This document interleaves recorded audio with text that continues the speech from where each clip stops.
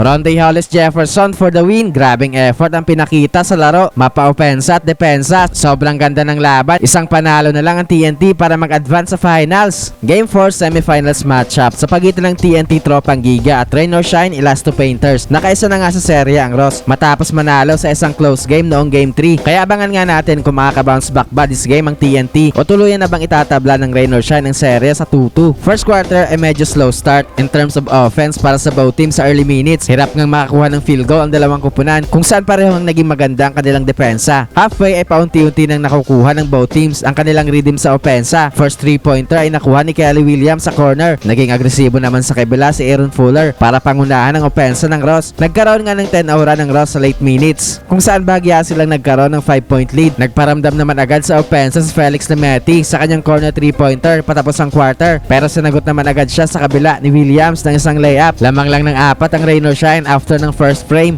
22-18. Second quarter ay magandang simula ng Ross sa opensa kung saan maagang napatimeout ang TNT after ng wing 3-pointer ni Gabe Norwood. Bahagya nga nagkaroon ng 7-point lead ang Rain or Shine sa early minutes. Naging pamatay sunog naman itong one-handed throwdown ni Ronde. Nagkaroon nga ng counter run ang Tropang Giga entering the halfway mark. Grabing effort nga pinapakita ni Ronde sa depensa para pigilan ng Ross na maka-score sa ilalim. Nakuha na nga ng TNT ang kalamangan kung saan take over na dito si Ronde Hollis Jefferson. Step up na din nga sa opensa si Jason Castro. Dikdikan na nga ang laban sa late minutes. Ankle breaker move. Iwan ang depensa ni Nambata kay Asisio na nagresulta ng kanyang 3-pointer. Tabla sa 39 ang score, halftime. Third quarter ay nagkaroon agad ng block shot si Ronde. Ang kanyang ika-4 na block so far sa laro. Palitan nga ng runs ang both teams sa early minutes. Naging balancing ang opensa ng TNT kung saan halos lahat ng kanilang starting unit ay mayroong ambag sa kanilang opensa. Bahagyangang nakontrol ng TNT ang laro sa halfway mark kung saan patuloy ang pag-ambag sa opensa rin ng Batak. But again may sagot ang Ross sa late minutes kung saan patuloy ang pagiging agresibo ni Fuller sa ilalim. Another 3-pointer para kay Castro para bigyan ng 4-point lead ng TNT after ng third frame, 63-59. Fourth quarter ay palitan na ng baskets ng both teams sa early minutes. Biglang step up sa opensa ng Ross si Bo Belga. Nagkaroon nga ng counting spark sa opensa ng Rain or Shine para makuha ulit ang kalamangan sa TNT. Dikdikan pa rin nga ang laban sa halfway mark kung saan hindi pa rin nga nagkakalayo ang score ng dalawang kupunan. Frustrated na nga itong si Coach Chot matapos tawagan ng ball hogging violation si Batak. Palitan ng lamang ang both teams sa late minutes. Buhat mode na itong si Ronde sa opensa ng TNT. Sobrang ganda ng laban. Bahagyang nagkaroon ng 3 puntos na kalamangan ng TNT sa 1-minute mark after ng big 3-point shot ni Batak. Pero sumagot naman agad sa kabila sa Santillan ng isang and one play kung saan tabla na ulit ang score. Down the stretch ay nagkaroon ng slam dunk si Ronde para bigyan ng 2-point lead ang TNT with 40 seconds remaining. Bigo naman makakuha ng basket ang Ross sa dying seconds. Kaya sa huli nga ipanalo ang TNT Tropang Giga para magkaroon ng 3-1 lead sa series.